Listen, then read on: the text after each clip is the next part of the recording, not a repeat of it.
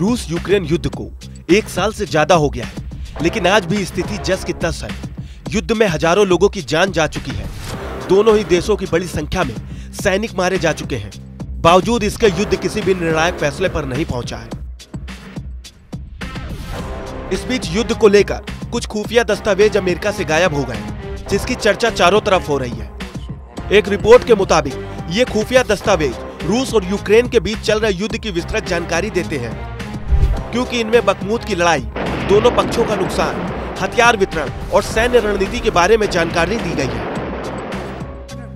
इसके अलावा दस्तावेज ये भी दिखाते हैं कि अमेरिका न केवल रूस बल्कि यूक्रेन, इजराइल और दक्षिण कोरिया पर भी जासूसी कर रहा है।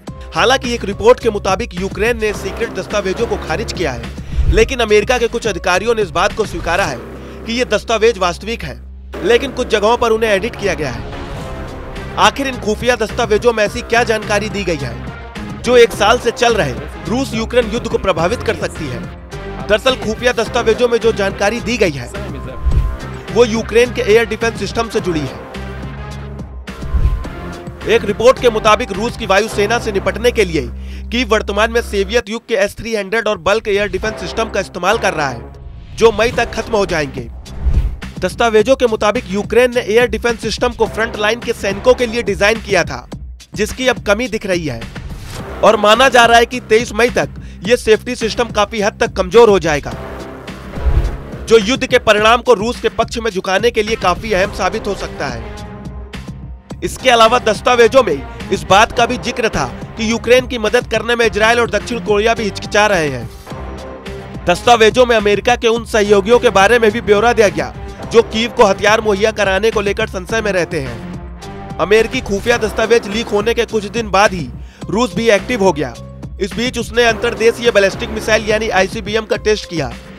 जंग में रूस ने इसका लक्ष्य कजाकिस्तान में सेट किया था, जिसको सफलतापूर्वक टारगेट कर लिया गया। पुतिन ने इस मिसाइल का परीक्षण ऐसे समय पर किया जब 3 सप्ताह पहले ही उन्होंने ऐलान किया था कि बेलारूस में रणनीतिक परमाणु बमों की तैनाती की जाएगी।